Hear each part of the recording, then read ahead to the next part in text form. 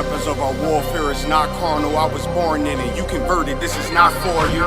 Weapons of our warfare is not carnal, I was born in it. You converted, this is not for you. Handle lights and teddy bears, I'm trying to leave your block romantic. Flicking off the hip, I leave the scene looking like I'm dancing. Ain't one Westworld, best believe we not gon' stamp it. Titties on a drum, the stick figure looking outstanding. Rip his top with the hands of the Lord, call that God tears. Send a spear right to the sky and watch his front tear. I'm that nigga cause I run with them niggas, so let's get that clear. Don't question who say I'm the GOAT, I tell them God did. In order to be the best, you gotta beat the best. To me that's suicide. Of course I sound cocky to a glizzy eater, fuck your pride. Don't need a horoscope to see I'm a star, so fuck your sign. You can believe in anything you want, but as for me and mine, God mode. I am what I am, so let's just keep in mind. Don't wanna be like yeah, Kyrie, they wanna be like I. She said she lost until she found me, and then she found a tribe, and then I make a bout face until she called me out of wine. The weapons of our warfare is not carnal, I was born in it. You converted, this is not for you. Leave an imprint of my legacy with a spot for you. No way you can endure to the end if you not loyal.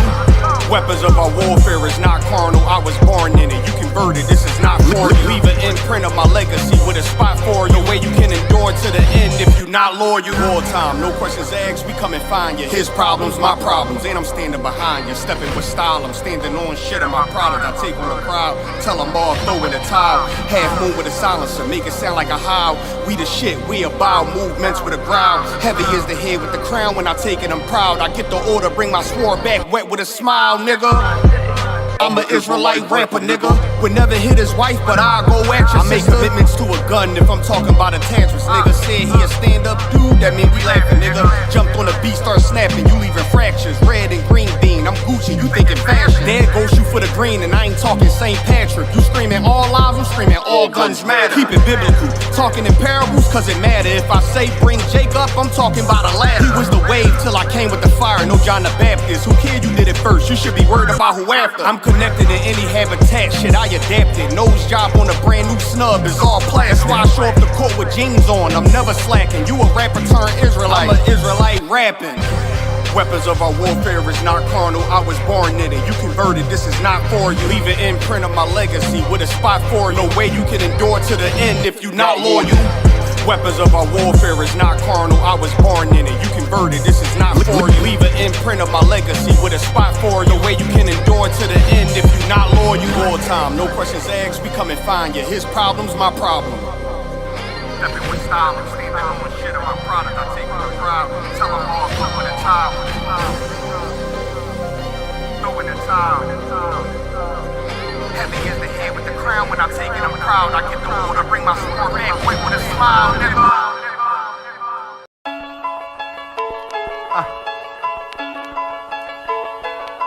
When Westworld, let's get it. Don't be sure, tell them make sure. If not, we gon' make war. Clips say it hold 20, but I think it could take more. Grab a stick, fire on your camp, we gon' make s'mores. I ain't satisfied with my spot, then I'ma take yours. No matter how many roadblocks in my way, I'ma break forward. This path I'm on is so damn narrow, I just stay forward. Put them on my plate, I'm never full, I just ate more. Put them on my plate, I'm never full, give me 8 more. Nigga, I don't sugarcoat shit, bitch, I'm straightforward. Don't give a fuck if they don't let me in, I just break doors. Ballin' so hard, they asking what team that I play for. Scammer who? They ain't stopped making guns when they made yours. Sick with it, feeling like I woke up with stage 4. They ain't want the beast loose, what they opened up the cage for. Endure the pain, been through hard times is what I'm made for. Paid my dues, never left a wage, I just rage war. So many chains and gold teeth, it's the blood of a slave. Sit on a throne with a gold crown from the blood of a slave. This is our world, got it from the mud to the grave. Become a thing in the past, don't be a story in my page. Still against all enemies. In high school, you was the man that's lost memory shit. Lost energy, never lost my energy. Never lose control, never losing, dog, I plan to keep. You lose your mind where I'm from, I ain't talking from what you see. I never lost soul, losing times, wasting steady pacing. You off track, I'm on that. You pray to God, hoping he can save you. But there's power about war, and that's a different angle. This another lost cause, and I'm just adding to the list. They not seeing me for that reason, got a flash on the grip. Nigga, big increase. They gon' judge me by my increase, and I'ma keep stepping in these joys to the increase. Just got off the phone with Jacob, and he said it's time to shine. Certified, blue dot, put it on you, now you verified. One West world, bigger than World War III. Do not sleep, it's not cheap, and it's still top 3. So many chains and gold teeth, this the blood of a slave. Sit on a throne with a gold crown from the blood of a slave. This is our world, got it from the mud to the grave. Become a thing in the past, don't be a story in my page. Came on boats and then chains, so when I get rich, I'ma grab a boat and 10 chains with 12 ribs from each tribe. And each rib gonna have at least 3 kids. Yeah, I'ma have a deep squad, been rapping since knee high. Now a nigga shack size, spit that holy fire, when you hear it, you get baptized. One West world, yeah, you niggas know the logo. And I'ma bust it down so the haters see the glow glow. Let's have a feast, let's shine on our enemies. Right in they face, let's blind all our enemies. Cause now we half, but we come from half knots. Throw that cash on the ground, my nigga, let's cast lots. I started from the bottom, birthed out of mud, raised by gangsters, turned out a thug. I ain't give a fuck, burnt out I was, from hitting licks in and out and selling nicks in the drop. So many chains and gold teeth, this the blood of a slave. Sit on a throne with a gold crown from the blood of a slave. This is our world, got it from the mud to the grave. Become a thing in the past, don't be a story in my page. It's recording. Yo, I'm Desire One. All sides out, war. Yo, I'm the Times of Pop. And this is Captain Ariel. Hey, what's good, Zariah, man? What's up? Get your ass up. Oh, man, you always be tripping. What's going on, man? What's good, Red? Hey, man, they was clowning you at work today, man. So? I mean, we watched the video a couple times, but we really couldn't tell if it was you. Yo, how's your eye? Oh, it's cool. God damn! What's up, Op? What's up, Op? Yo, let me get one of them flyers, man. Man, I ain't giving you shit. You better get the hell out of here before Cat Pop come out here. Man, come on, man. Why you gotta be like that, man? I'm trying to come to class, man. Why you acting crazy? Man, you need to go do that. Man, I ain't giving him shit. Man, what? Man, you ain't gonna give me shit. We need brothers to come to class. Damn, man. Ite me ya me están rotando. Man, you fucking racist, man. Give me this goddamn flyer, man. You acting crazy, homie. Man, fuck you. Oh, shit.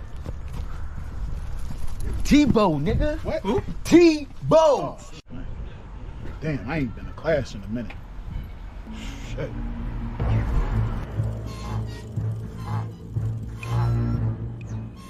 Oh, shit.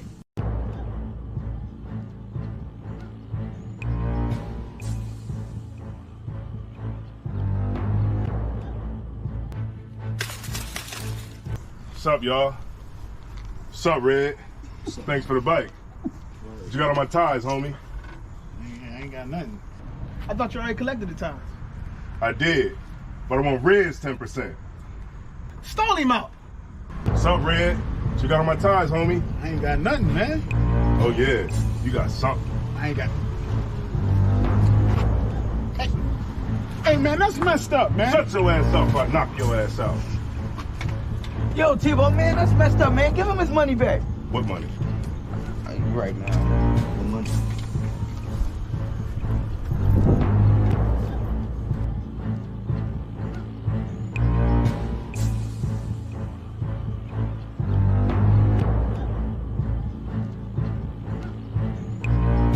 Hey, man, why ain't y'all help me? Yeah, man, I paid my tithes. Man, that's fucked up. If it was y'all, I would have helped y'all. What about the time he took the ties from me in Zariah's backyard? Oh, that was different. Man, let's jump him. Man, sit your ass down, man. Man, I got mind control over Tebow. When he here, I pay my tithes. But when he leave, I pay my tithes. Man, damn, man.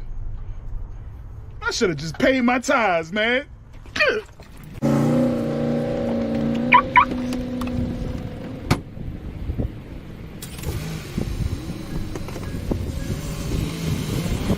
Man, that nigga gonna cry in the car. He should have paid his tithes. Shit, real shit. This shit is endless. What I speak is the truth. I don't care if it's offensive. 12 rounds hit hard, and this shit gon' go the distance. Way to exit cool, but wait till you see the interest. Know that we them niggas when we walk inside the entrance. Put me as the GOAT, you should be honored to get a mention. All my clips is standard, but I still get extensions. Switch on the big 30, sound like when it's spitting. Album so hot, I had to give them an extension. One West till they bury me. Yeah, that's the commitment. Don't trust the soul, niggas purring or they hit this shit. What I speak is the What's up, truth. y'all? I don't care if it's offensive. What's up, Red? Life that I chose, no turning Thanks for the back bike. in this. They don't understand. You got on my tires, homie. Tell them no forgiveness, rain on them. God damn, man. Life shit is endless. What I speak is the truth. I don't care if it's offensive. God Life damn. that I chose, no turning back. They don't understand when we tell them no forgiveness. T-Bone, Rain on them. nigga. T-Bone. Reincarnation. So you know this endless. I'm solidified and stamped. That's why I walk with a signet. Build I wanna it from the do- ground up. Salaya, what was Good. this Be like, man, that's fucked up. If it was y'all, I would've helped y'all. All right, word. Man, that's fucked up. If it was y'all, I would've helped y'all. Blameless. And if you ain't the same, I'm against it. Was born with the shit. The other half, I'm just gifted. 20 on me. Wish a nigga would so I could spend it. Start from the branch, then I ain't at the soil. You got a pair on me. That'll leave your family tree spoil. You can't catch you. Then Yahweh Ba'ashem Yahweh Shah. What I just said was peace, Lord, in the name of who the world ignorantly calls Jesus Christ. Bless you. Shalom, Shamar, Al-Tham Ba'ashem Yahweh Shah. Peace unto the sisters. May the Lord watch over you. Tonight's class is on the Apocrypha. We are in the midst of the Feast of Dedication. And because we're in the midst of the Feast of Dedication, I found that it was more appropriate to do a class based on the Apocrypha because guess what? The Apocrypha is where you find the Feast of Dedication at. All right. So look, get your pen, your pad, your precept book, and get ready. When we get back, we're going to go ahead and break this thing down and we're going to pull out some precepts and we're going to take a look at this thing from the Apocrypha. We're going to show how the Apocrypha actually lines up directly with the Bible. And it was no reason for them to take it out. It was no reason at all for them to take it out. But if it is evidence that who the oppressor is, then that would be a valid reason on why to take it out. So we'll be right back. So like I said, get your pen, your pad, get your precept book, and get on back here, and we're going to get busy.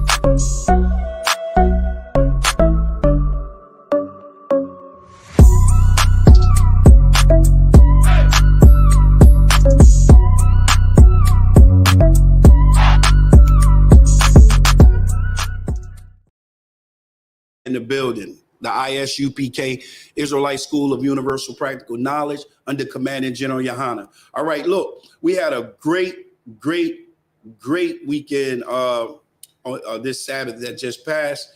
We went down to New York and we actually gave our clothes to our people, the immigrants that actually came over, our people. All right, and we gave out a lot of clothes. All right, we marched through the streets. We didn't just march up and down the street like them purple guys. We did it for a purpose. We was there for a reason, and we did exactly what we were commanded to do, and it was glorious. All right, it was glorious. All right, but like I said, we're in the midst of the Feast of Dedication, and in the midst of this Feast of Dedication, there's a scripture that I want you guys to look at. The question is, why did they take the Apocrypha out of the Bible? Why did they take it out? What was the reason why? Now, if you notice, if you look down in your left-hand corner on this slide, you'll see that the Wycliffe Bible had the Apocrypha in it. The Coverdale Bible had the Apocrypha in it. The Great Bible of 1539 had the Apocrypha in it. The Geneva Bible had the Apocrypha in it. The Bishop's Bible had the Apocrypha in it. All of these Bibles before the transatlantic slave trade, guess what?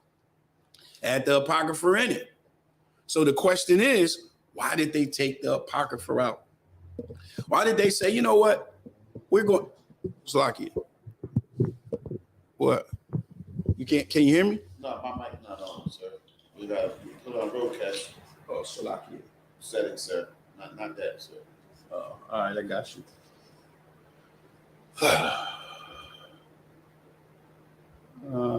Salakia. When we say Salakia, we saying excuse me. Audio. Speaker. Broadcast. Mike is on broadcast. Well, Mike is on Roadcaster. Time. Speaker is on Roadcaster now too. So it's on. You two out? Come take a look at it and see yourself. Say something. Can you? I can hear you. Testing. I can hear you. Salakia. Can you hear me? Say something. I got delay. I'm listening to you on the broadcast, but it's low. It's low on the broadcast. Oh, it's low? Turn me up on the board. I don't know what mic that is. All right, there you go. All right, there you go. Wow. All right. So like I said, it was no reason to take it out. So the Apocrypha was in these books. I mean, Salakia, the Apocrypha was in the Bible. The Bible always consisted of 80 books, right? But for some reason, they found that it was necessary to take it out. So tonight we're going to explore that, right? We're going to explore why they took it out. They took it out when? In the New World. Well, where's the New World? The New World was here on this side of the earth, right? They decided to take it out, and we're going to take a look at why. Now, what I find interesting is when you get to the book of John, and you can always ask a Christian this. Ask a Christian, hey, listen, can you read John 10 and 22 and 23? And when they read it, you got to ask them, well,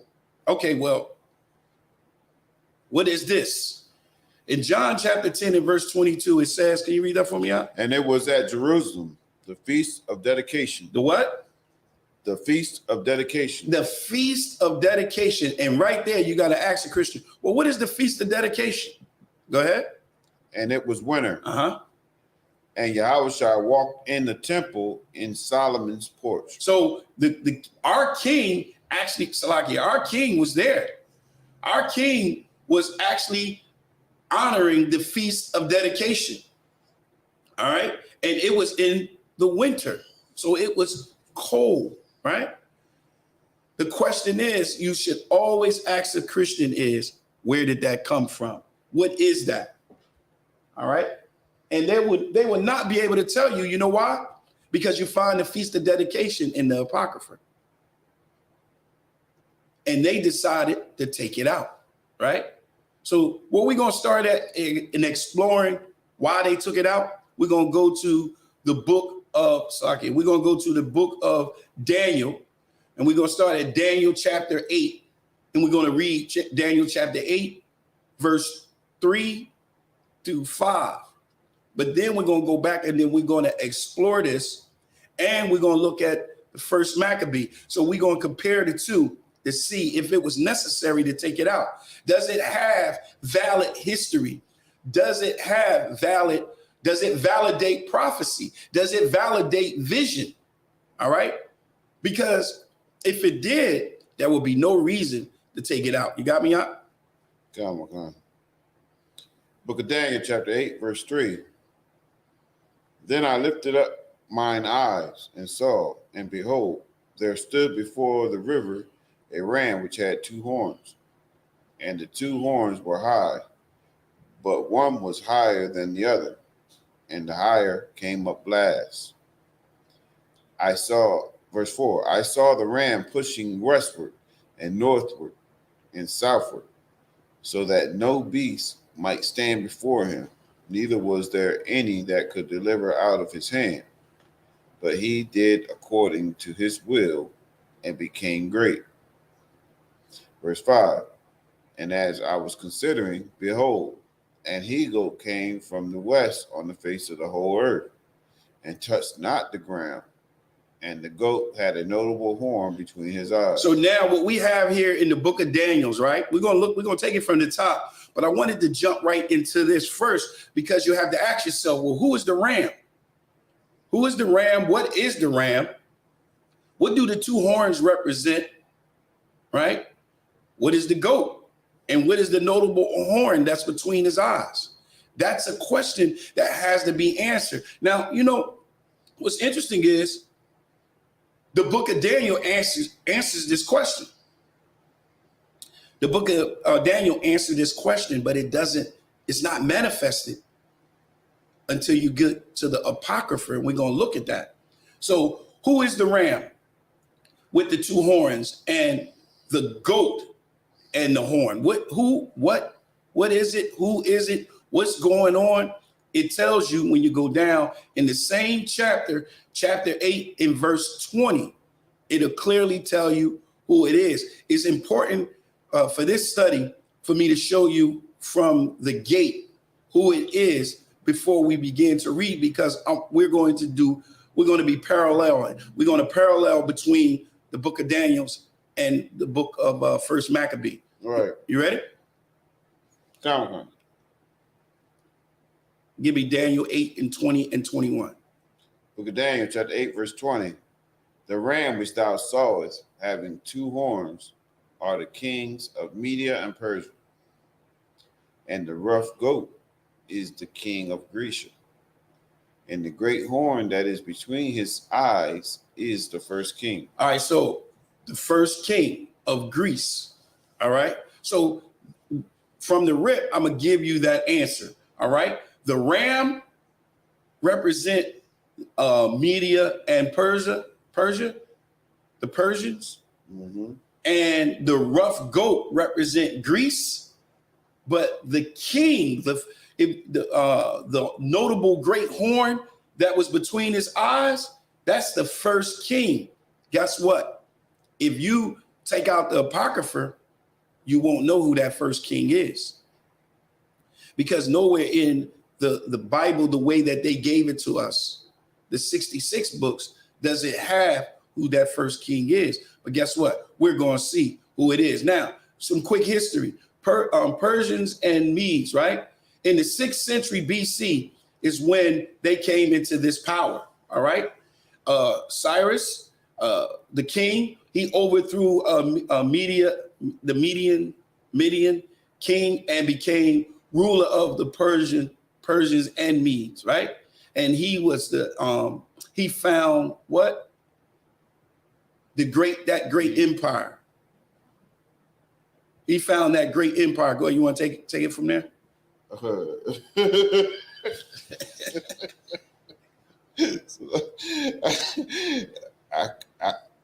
is that? Achaemenid Empire? Achaemenid, I believe. Yeah. Achaemenid, I believe. Mm-hmm. Empire. Go ahead. In 539 BCE, Cyrus captures Babylon and releases Jews from captivity. We know about that. That's in the book of Ezra, right? Go ahead. 525 BC, Cyrus' son, Cambyses II, conquers Egypt. And 522 BCE, Darius I becomes king. He reestablishes and extends the empire, carrying out administrative reorganization. All right. So now, then guess what we see in now notice the timetable. Notice the timetable. After that come Alexander the Great. Alexander the Great would be that notable great horn that is on that goat. That the horn that was on the goat that you read in what's that, 8 verse 5, Daniel 8 verse 5. that would be Alexander the Great, and the goat would represent the Grecians, right? So in 336 BC, Alexander succeeded to the throne of his father, Philip II of Macedonia of 334 BC. Alexander became the conqueror. He conquered the conquest of the Persian Empire with 30,000 infantry, 5,000 cavalry, and no navy, and no money. 333 BC, Alexander invaded Israel. All right. So now we see that that's who was the conquerors, the conquest. Let me see. All right, we getting there. He got a little bit of black on out. We getting there. We getting there. And Antiochus, the fourth Epiphanes, in 168 BC, the Greek king Antiochus the fourth Epiphanes invaded Jerusalem and captured the city. He marched into Jerusalem temple. He erected a statue of the Greek god Zeus and sacrificed a pig on the altar of the incense. This provoked a revolt in Judea as the Jews fought to remove Antiochus' sacrilege from the temple. And that's what the Feast of Dedication is about. The Feast of Dedication was about removing those wicked men, which was the Grecians, out of our temple.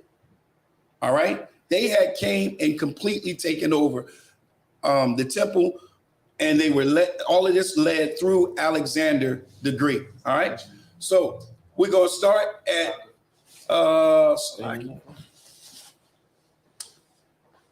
let me see. We're going to start at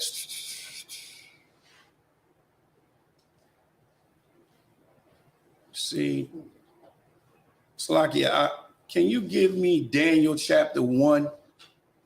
I'm going to take this down for a sec.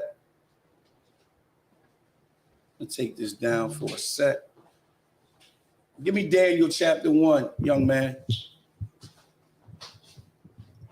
Just for a second, then we're going to come back up. Give me Daniel chapter 1. Hold on. Give me Daniel 1 and Daniel chapter 8. Slakia. Daniel chapter 8, verses 1 and 2.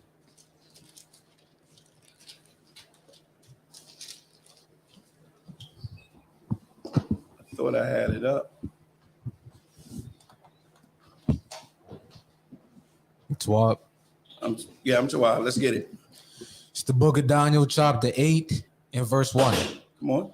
In the 3rd year of the reign of King Belshazzar, a vision appeared unto me, Daniel, after that which appeared unto me at first. So Daniel had a vision. All right. So that's what this is about. Daniel was having a vision, right? Go ahead. And I saw in a vision, and it came to pass, when I saw that I was at Shushan in the palace, which is in the province of Elam, and I saw in a vision, and I was by the river of Ulai. All right, so you at verse 3 now, right? Khan. All right, hold on. So now I want to pull this back up. All right, Slakia. Give me a sec. All right, verse 3. Verse 3. Then I lifted up mine eyes and saw, and behold, there stood before the river a ram, which had 2 horns, and the 2 horns were high, but one was higher than the other, and the higher came up last. All right, so the reason why one was higher than the other, because the one that was higher than the other was the Persians. All right, that was the one that would be greater than the Medes, right? So that would be the one that came up last. Verse 4. Verse 4. I saw the ram pushing westward and northward and southward, so that no beast might stand before him. Neither was there any that could deliver out of his hand. But he did according to his will and became great. And he became great. All right. So the Persians, all right, Cyrus, right? He became great. All right. And you can see on the PowerPoint on the slide, you can see Esther 1:1. Can you get that for me? Con.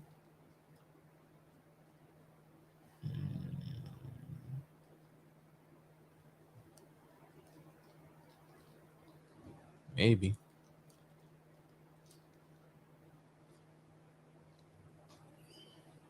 Use your table of contents if you need. That's what it's there for. It's the book of Esther, chapter 1, verse 1. I just need one verse. Go ahead. Now it came to pass in the days of Assyrius, which reigned from India even unto Ethiopia, over 127 provinces. All right. So over 127 provinces. So he conquered all of this. This was all under Persia. Let's go back to Daniel. And you can see here is conquest while he's going back to the book of Daniel. You can see that empire, Salaki. You can see that empire. There it is. You can see that empire there. Work with me on the slide. It's acting up tonight. All right. And you can see how much he had conquered. He conquered quite a bit. All right. It was massive. All right. Over 127 provinces. Right. Now, let's get back to Daniel chapter 8 and verse 5. And I was considering, behold, and a goat came from the west on the face of the whole earth, and touched not the ground, and the goat had a notable horn between his eyes. And he came to the ram that had two horns, which I had seen standing before the river, and ran unto him in the fury of his power. And I saw him come close unto the ram. Salakia. Go ahead. And I saw him come close unto the ram, and he was moved with clover against him, and smote the ram, and brake his two horns, and there was no power in the ram to stand before him. All right, so now what I need you to do is, I need you to go to the book of Maccabees. Hold that. You're going to hold Daniel. You're going to go to the book of Maccabees, and we're going to see if this is in the book of Maccabees. We're going to go to Maccabee chapter 1, and we're going to start at verse 2. It's the book of Maccabees, chapter 1. The first book of Maccabees? Salakia, hold on. Let's see. Yeah, you're going to start at verse 1. Okay, it's the first book of Maccabees, chapter 1 and verse 1. And it happened after that, Alexander, son of Philip, the Macedonian, who came out of the land of Shittim, and smitten Darius, king of the Persians and Medes, that he reigned in his stead, the first over Greece. The first over Greece. Now go back to Daniel 8 and 20 and 21 to make sure that we are confident that this goes parallel with that. It's the book of Daniel, chapter 8, verse 20. The ram which thou sawest having two horns are the kings of Media and Persia. Right. And the rough goat is the king of Grecia. And the great horn that is between his eyes is the first king. The first king. So the first king would be who? Alexander. All right, so now let's go back to the Maccabees, verse 2. Verse 2. And made many wars, and won many strongholds, and slew the kings of the earth, and went through to the ends of the earth, and took spoils of many nations, insomuch that the earth was quiet before him. This is how vicious Alexander the Greek was. Go ahead.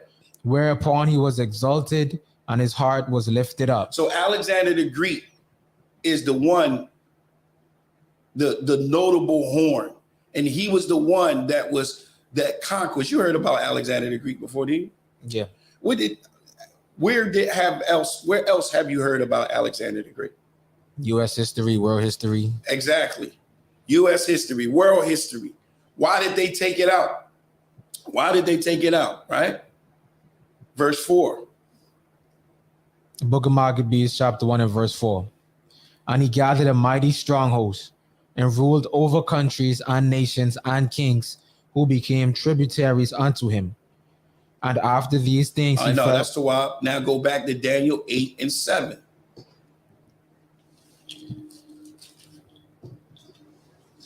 And I saw him come close unto the ram, and he was moved with clover against him, and smote the ram, and brake his 2 horns. And there was no power in the ram to stand before him. But he cast him down to the ground, and stamped upon him, and there was none that could deliver the ram out of his hand.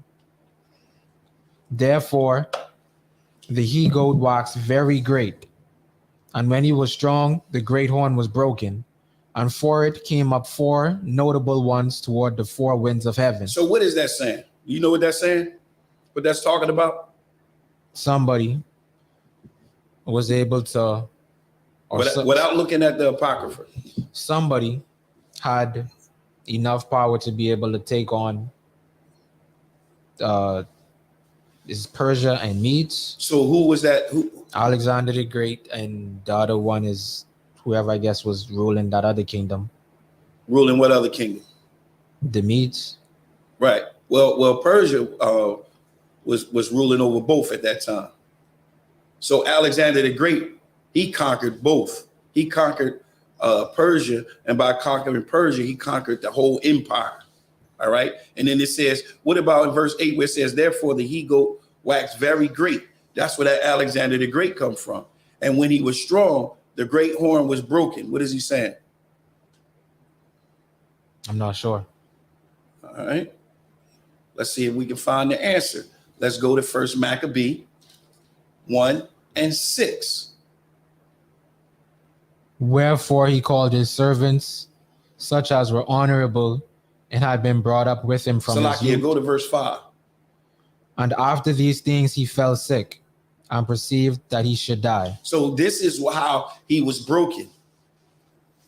So when you go to Daniel 8 and 8, it says, therefore the he-goat was waxed very great. And when he was strong, meaning when he was nice and young and strong.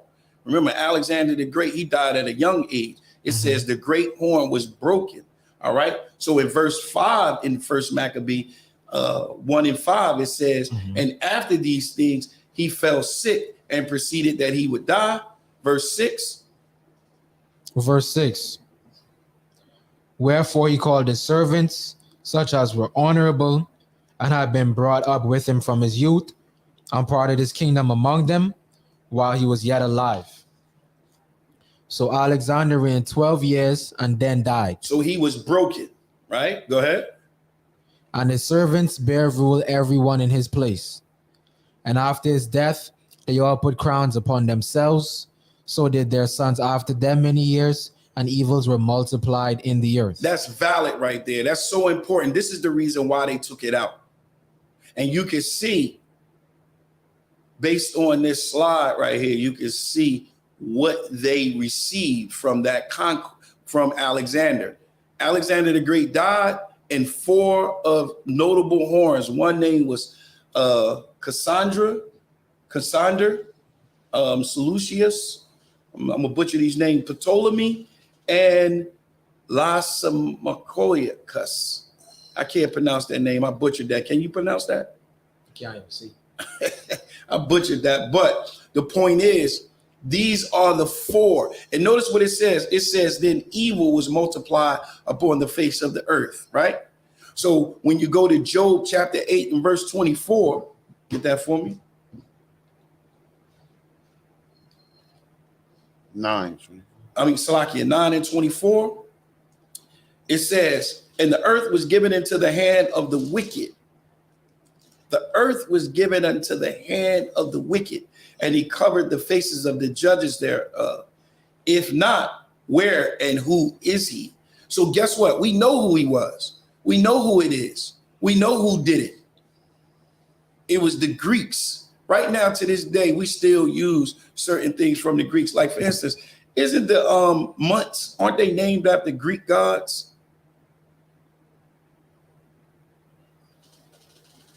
I'm not sure about that. Look that up. Look that up.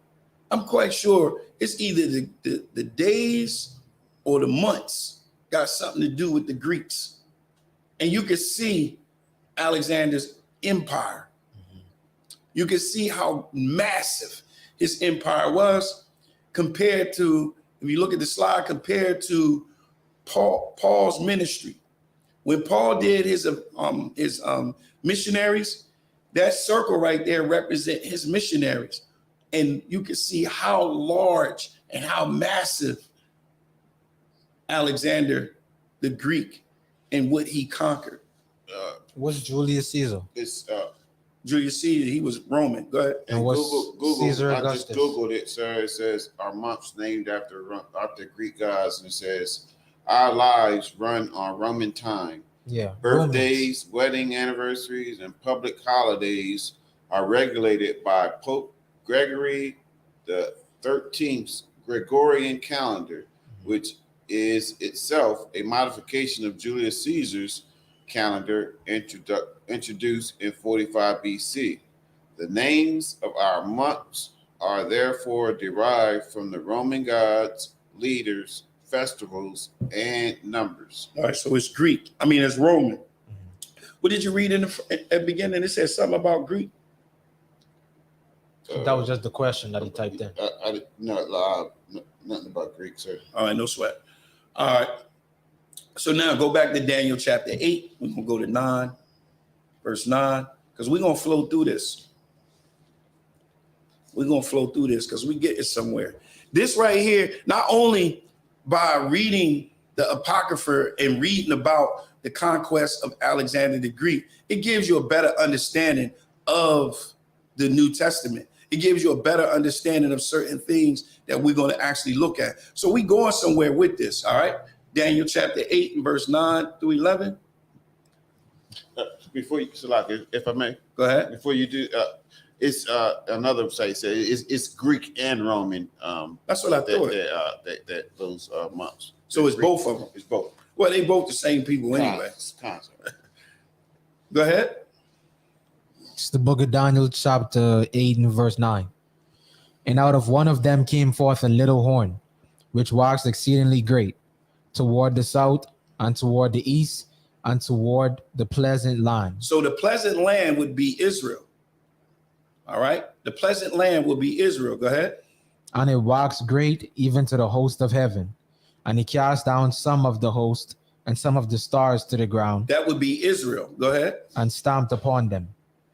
Yea, he magnified himself even to the prince of the host.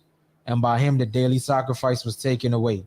And the place of his sanctuary was cast down. It was cast down. All right. And that's where the Feast of Dedication comes into play. Because we retrieved and fought back and took our temple back. All right. Go to 1 Maccabee 1, 9 through 11.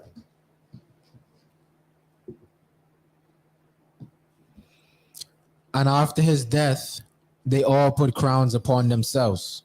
So did their sons after them many years, and evils were multiplied in the earth. Go ahead. And there came out of them a wicked root, Antiochus, surnamed Epiphanes, son of Antiochus the king, who had been a hostage at Rome, and he reigned in the 137th year of the kingdom of the Greeks. All right. So now you see that these are his sons that put crowns up on his head, right? And that little horn, which waxed great, right? And went towards the pleasant land. Verse 11.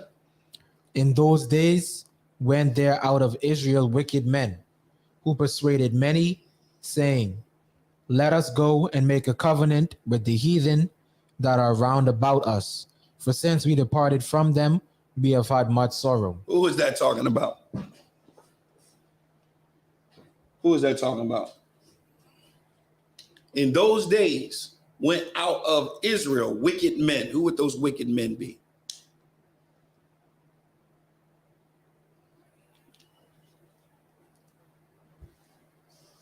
Mm-hmm.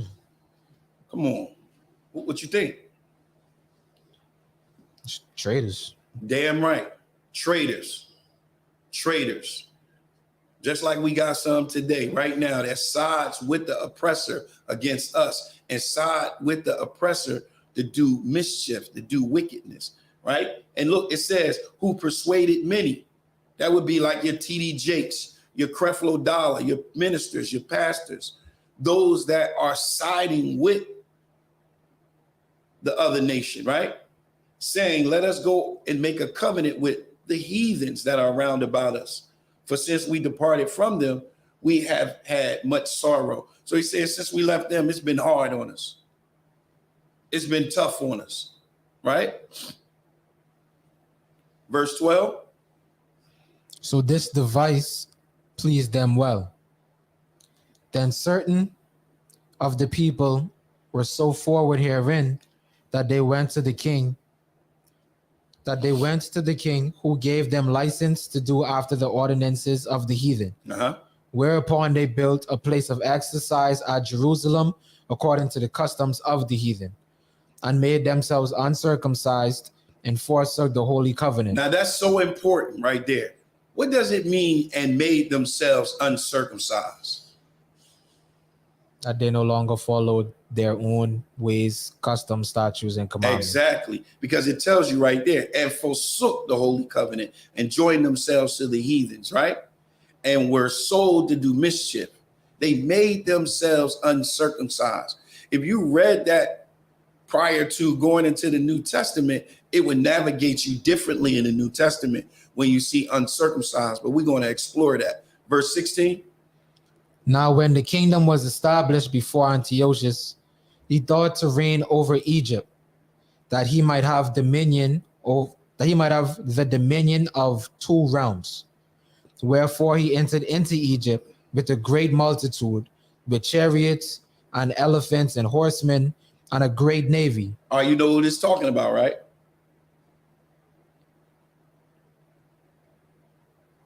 This is talking about Antiochus Epiphanes.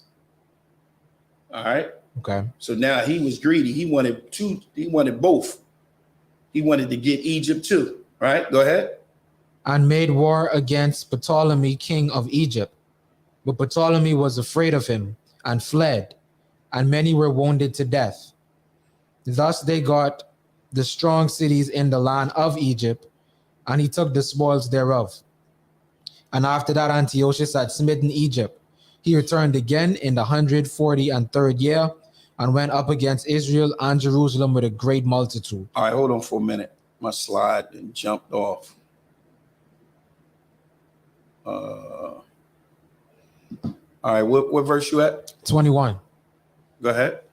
Verse 21. And entered proudly into the sanctuary, and took away the golden altar, and the candlestick of light, and all the vessels thereof, and the table of the shewbread, and the pouring vessels, and the vials, and the censers of gold, and the veil, and the crowns, and the golden ornaments that were before the temple, all which he pulled off. He took also the silver and the gold and the precious vessels.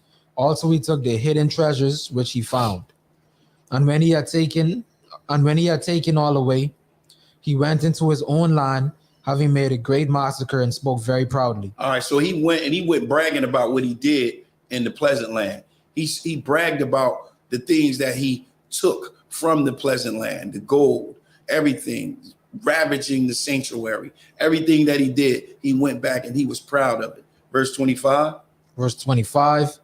Therefore there was great mourning in Israel in every place where they were, so that the princes and elders mourned, the virgins and young men were made feeble, and the beauty of women was changed. And the beauty of women was changed. That's a heavy statement right there. Just like now, we envy our oppressors. Our women want to be like our oppressors. Our women want to wear their hair. Our women want to go around whoring like they whore around. They want to be like them. They want to follow and serve their God. They want to follow their holidays. They want to do the things of our people. So the beauty of a woman was changed. All right. That's heavy right there. Go ahead. Verse 27. Every bridegroom took up lamentation and she that sat in the marriage chamber was in heaviness. The land also was moved for the inhabitants thereof, and all the house of Jacob was covered with confusion. And after 2 years fully expired, the king sent his chief collector of tribute unto the cities of Judah, who came unto Jerusalem with a great multitude. And he spake peaceable words unto them, but all was deceit. For when they had given him credence, he fell suddenly upon the city, and smote it very sore, and destroyed much people of Israel. And when he had taken the spoils of the city, he set it on fire, and pulled down the houses and walls thereof on every side.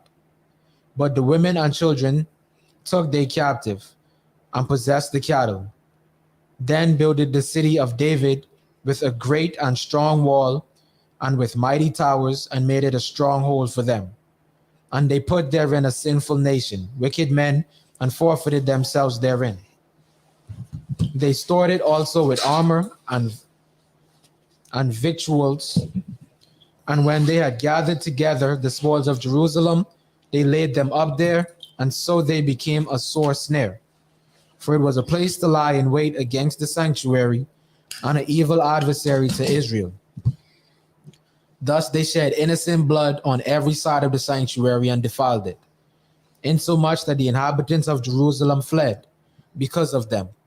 Whereupon the city was made an habitation of strangers, and became strange to those that were born in her, and her own children left her. All right, so now you see the state of Israel.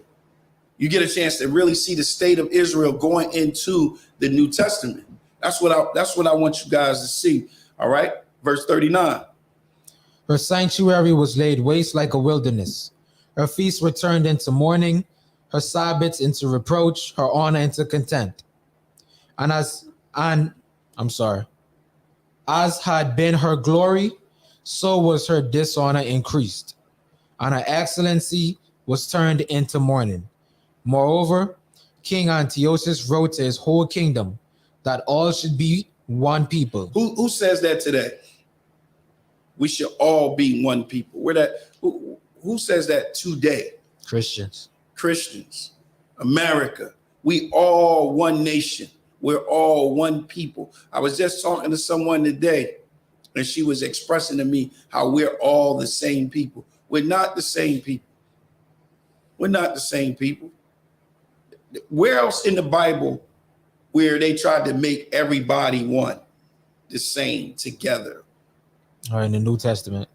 In the Old Testament. Where? In the Old Testament? Yep. Wanted us all, everybody, to come together.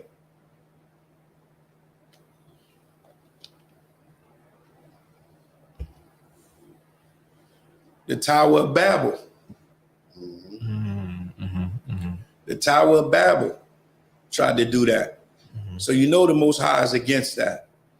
But this is what Antiochus wrote, all right, to the whole kingdom, that we all should be one people. Now remember, this is taking us into this New Testament, all right?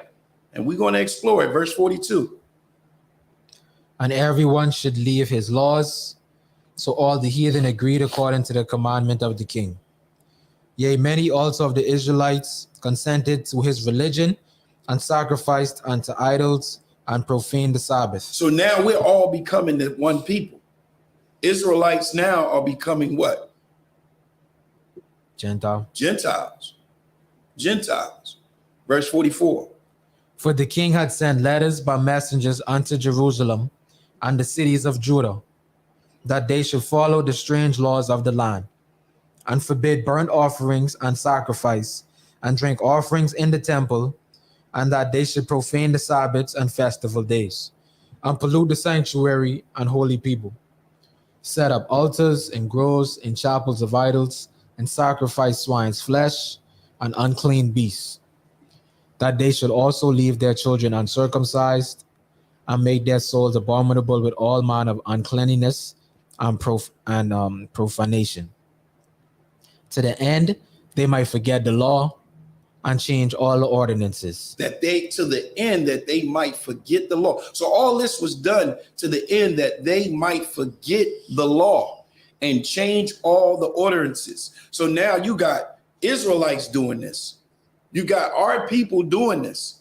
And these people had children, and they had children, and then they had children. And then you have, boom, you have the New Testament. I want y'all to keep that in mind. Just like we got today. I'm going to show you an example. Verse 50. And whosoever would not do according to the commandment of the king, he said, he should die.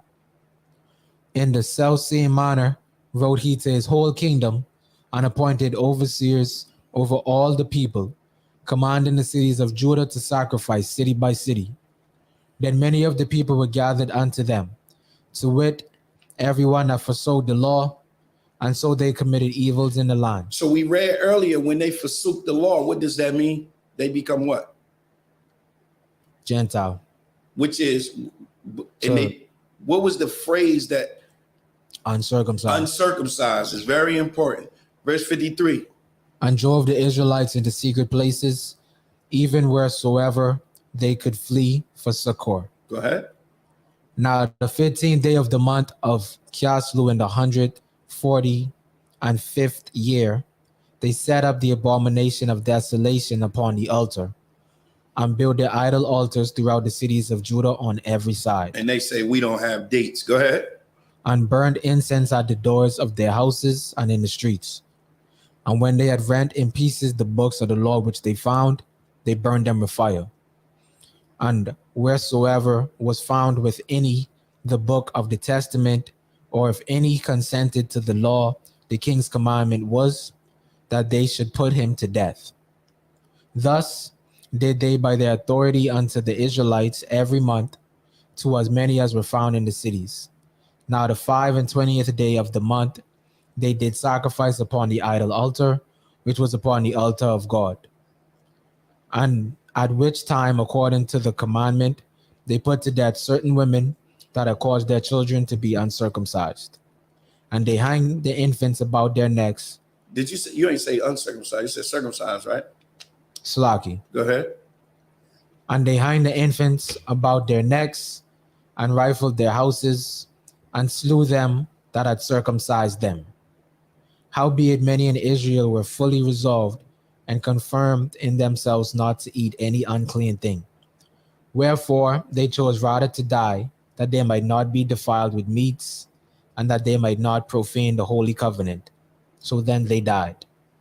And there was great wrath upon Israel. So there was great wrath upon Israel. All right. There was great wrath upon Israel. And these things took place against Israel. And guess what? This was before the New Testament. So what do we see that happened prior to the New Testament? Let's talk about it for a second. What do you see? Prior to the New Testament, what I see is a guy running to Israel and basically uprooted everything, uprooted the culture, uprooted the lifestyle, made people conform to other people's ways of life.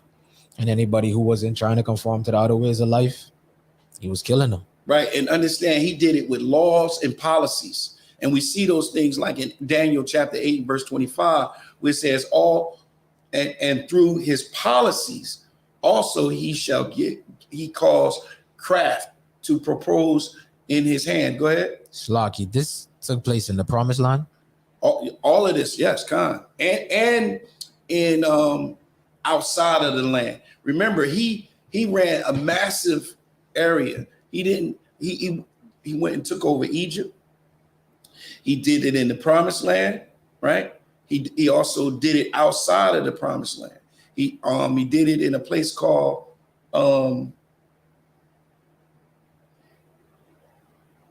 where was Christians first called? Where were we first called Christians at? Rome. Antioch. Where? Oh, it's like Antioch. Sir. In where? Antioch. Antioch. And remember, his name is Antiochus. Exactly. So there was Israelites at the time living outside of the Promised Land? Oh, absolutely. Absolutely. How they get there? All right. Prior to all of this, this was our, this was like maybe like our 4th or 5th captivity. So we were scattered abroad by this time. We was everywhere. We was all over the place. We wasn't just in Jerusalem. We wasn't just in Jerusalem. And the only ones that came back to Judah was who? I mean, came back to Judea during the time of Cyrus, during the Persians, was who? Judah. Judah. So where was everybody else at? Scattered. Scattered. You had Israelites everywhere. We wasn't just in Jerusalem. We had Israelites. We had the Jews. By the time Yahushua got on the scene, we had the Jews that was living in Jerusalem. What were they called? By the time as who? When Yahushua came, by the time Yahushua got here, what was the Jews called? Okay, what was the Jews called, the Israelites called outside of Jerusalem? What were they called?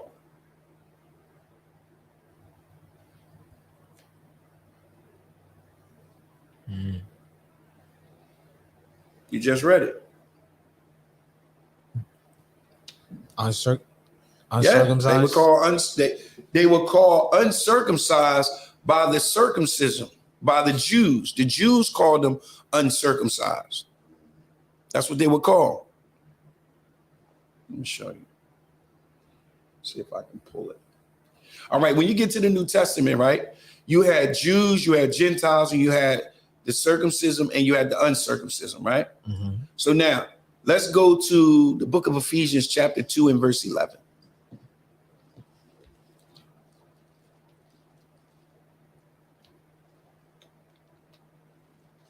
Chapter 2, verse 11. God. Wherefore remember that ye being in time past Gentiles in the flesh. Now, when were they Gentiles in the flesh? That came from Antiochus Epiphanes. That came from the Greek conquering everything, the Hellenistic period. All right, that's where that come from, right? So it says, wherefore remember that ye being in time past Gentiles in the flesh. Go ahead. Who are called uncircumcision. See, that's what they were called. Go ahead.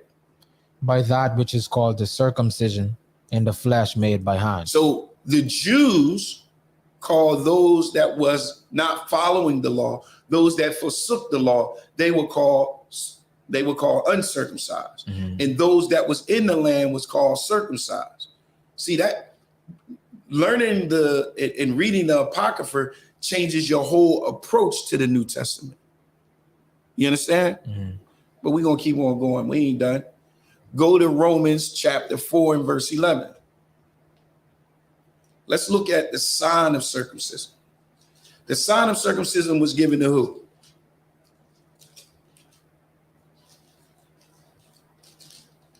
Chapter 4, verse 11. Right. The sign of circumcision was given to who? The Jews. But who was it given to? It was given to somebody before the Jews. Who was it given to?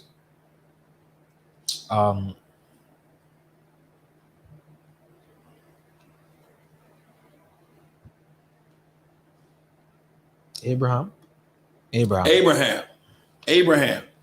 So it's not the circumcision. It's not. I'm going to show you what I'm talking about. Read Romans 4 and 11.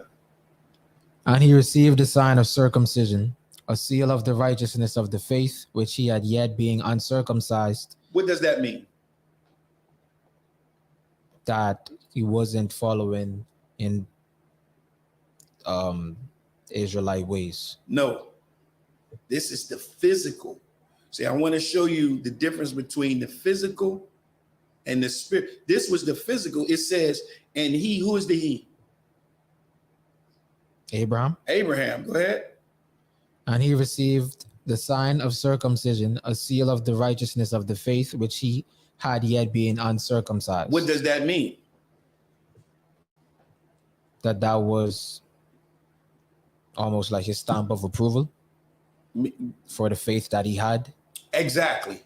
It was a sign to show that he had that faith. So it's not the circumcision. Look, Under the new covenant, they tried to make it seem like the Jews tried to make it seem like it was all about the circumcision. But what Paul is trying to show him is it's not all about the circumcision. It was talking about a physical circumcision, and Paul was talking about a spiritual one. Absolutely. But Okay. Paul was talking about them both, though, because they was talking about them both. All right.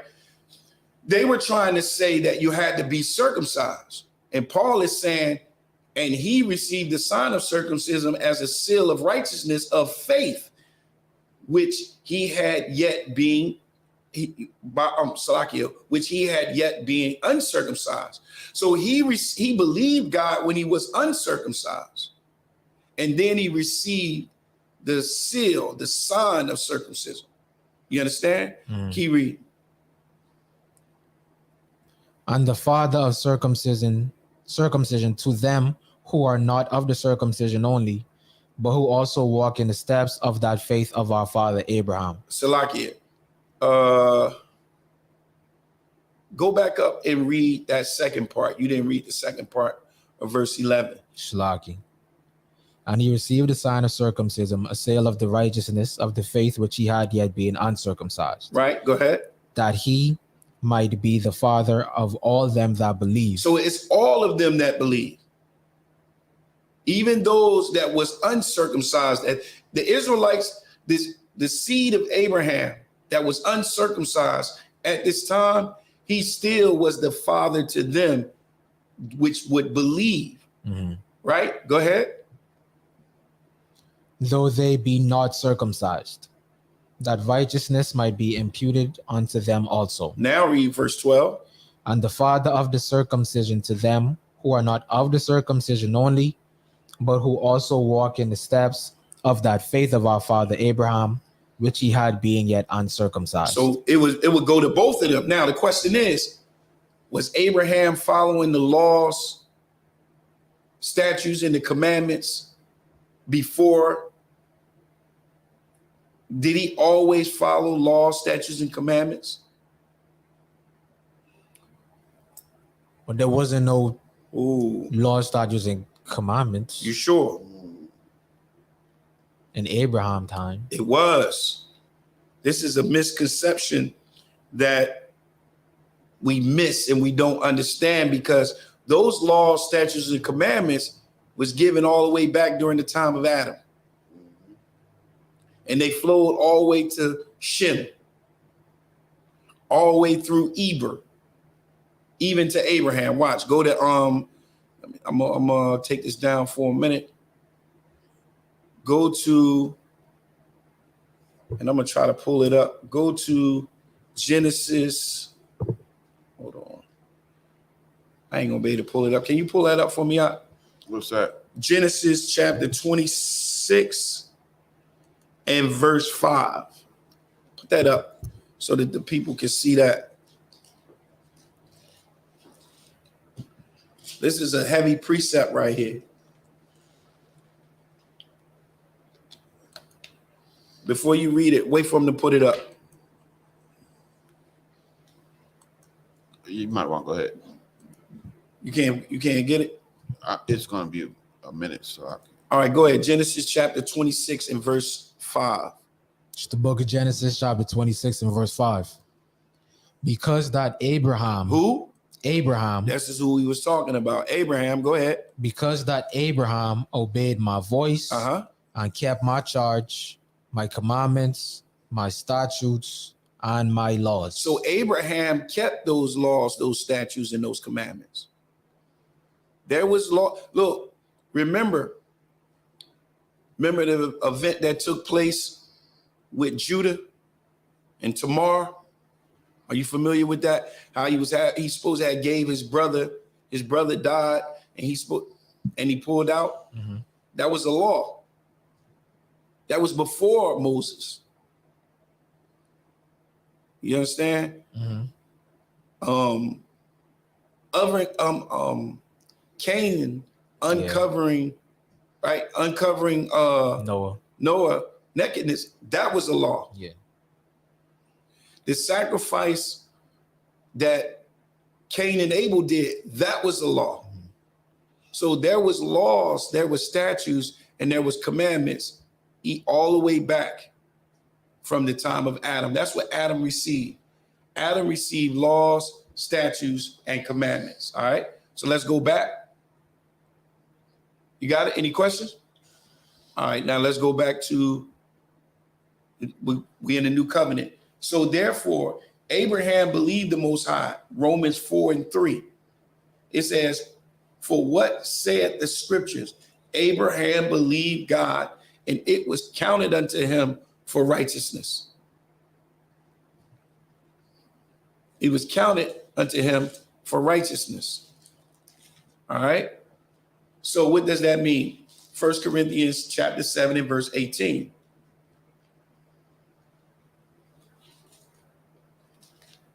This is what Paul was preaching. This is what Paul was trying to teach and get over to the circumcision right here. This is what he was trying to get them to understand. 1 Corinthians chapter 7 and verse 18. It's the book of 1 Corinthians chapter 7 and verse 18. Is any man called being circumcised? Let him not become uncircumcised. Is any called in uncircumcision? Let him not be circumcised. Circumcision is nothing, and uncircumcision is nothing, but the keeping of the commandments of God. So it's all about the keeping of the commandments of God. So if you don't keep the commandments of God, what is that considered? With these two phrases, Uncircumcised. Uncircumcised. And if you do, if you're physically circumcised, is it profitable? Yes. Right. If you what? Follow the laws, statutes, and commandments. Are you familiar with that, right? Where's that at? No, Slaki. Where's that at? That's in Romans. Let's get it. Can you pull that up? All right, that's gonna be it for tonight. I'm gonna shut it down early. Can you pull that? That'll be Romans 2.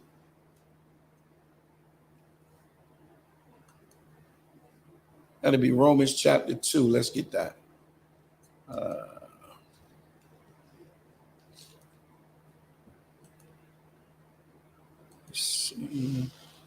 Romans 2. And look, that's what Romans 2 is about. It's about the law. It's about those that was judging. We had a big discussion about this. Those that was judging, and they were telling you to keep the law, but they themselves was breaking the law. Let's go to Romans 2 and verse 25. It's the book of Romans, chapter 2 and verse 25. Read. For circumcision verily profiteth, if thou keep the law. But if thou be a breaker of the law, thy circumcision is made uncircumcision. See how that go with the Apocrypha? See how it goes in parallel, because they forsook the law. So you become uncircumcised. Go ahead. Therefore, if the uncircumcision keep the righteousness of the law, shall not his uncircumcision be counted for circumcision? That's why it doesn't matter. Now, where's he getting that from? Maccabees. All of this is coming from that period, but it's also coming from the law. Watch, I'm gonna show you. Go ahead. And shall not uncircumcision, which is by nature, if it fulfill the law, judge thee, who by the letter and circumcision does transgress the law? Go ahead. For he is not a Jew, which is one outwardly, neither is that circumcision which is outward in the flesh. But he is a Jew, which is one inwardly, and circumcision is that of the heart, in the spirit, and not in the letter, whose praise is not of men, but of God. So where's that coming from?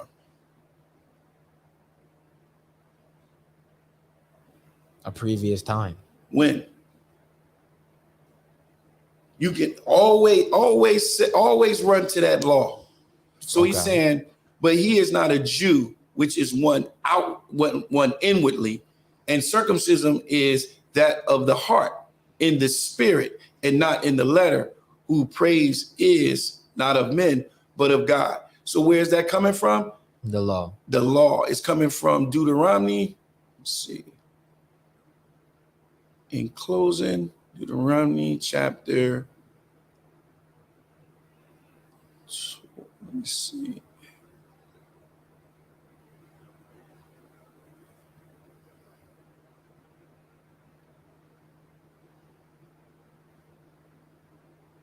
All right.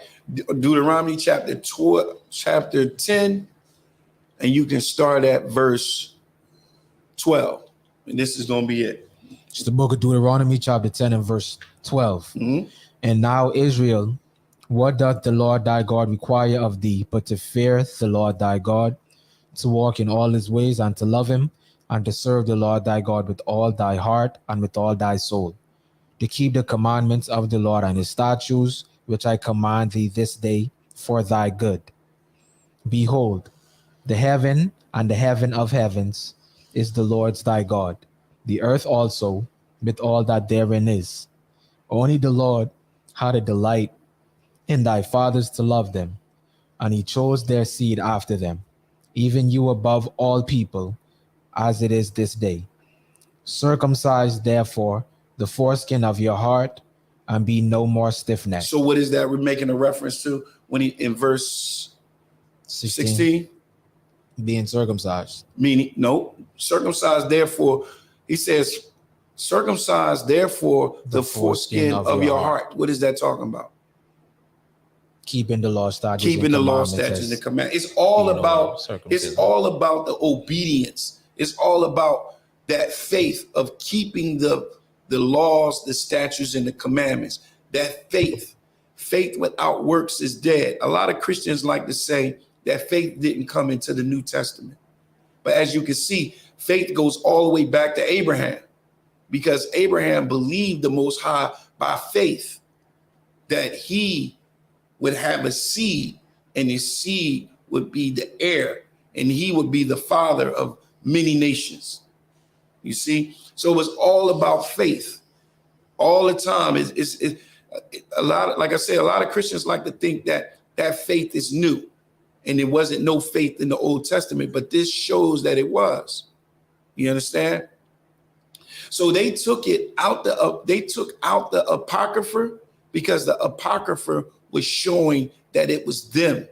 And taking out the Apocrypha, it tears down their doctrine. It tears down their religion and their faith that they have their faith in.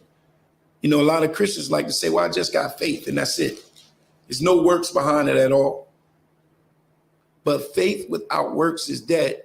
And that faith is you following his laws, his statutes, and his commandments. You got any questions? Not on this, no. Oh, you got another question? I thought we was following up, that's all. All right. From what? Last week? Mm-hmm. Go ahead. What you got? I was going to do that class next week. Okay, Yeah, the reason why we jumped into this one is because it's in the midst of the Feast of Dedication. But on Monday, I'm going to finish off what I started last week. All right?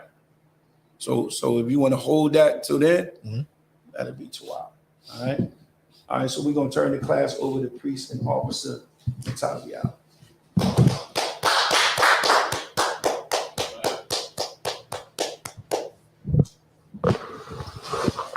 Hold on.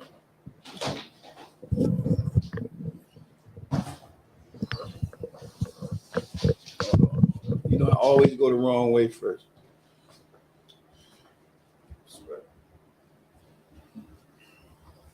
Right. Isupk security announcements. Rules for new brothers and sisters. When a new brother or sister comes to the school, they are off limits for 6 months. They are to be saluted only. They are here to learn and show themselves to the world. They need transportation, teaching with arrangement. After 6 months, if a brother or sister is interested in a particular person, they're to seek counsel from the heads. Tithes, which is a commandment, Numbers 18:21. Malachi 3:8-10 means 10th in Hebrew, ma'ashra. That's 10% of every penny of any increase the Lord gives you. Priest funds, free will offering for the priest. It's not mandatory. It's whatever amount you like to donate. Upcoming holy convocations. We are in the midst of the Feast of Dedication. The next upcoming holy convocation will be the Feast of Purim, which will be on the 15th day of Sunday, the 5th of March, and Monday, March 6th Slocky. That's 2023. That's the wrong one. I'll give you those dates later on. All right, I got you. Slocky. Slocky. All right, that's Thursday, the 22nd of February, and Friday, the 23rd of February is the next High Holy Day. That's the Feast of Purim. You can read more about that in the book of Esther, chapter 9, verse 20 through 31. All right? If anyone wants to be a trooper in the school, start wearing all black boots, shirt, pants, headband, or scarf. With that being said, Men of Israel, Amijah, you need to stand. Men of Israel, Amijah Shabbat, Amijah, Barak, Yahweh Shem Yahushua Barakatham. Yazmatai, Sorrows, means turn. We're going to give the sister courtesy salute. Men of Israel, Amijah Shabbat, Amijah, Barak, Yahweh Shema Atam Ba'Shem Yahushua. Yazmatai. Class dismissed.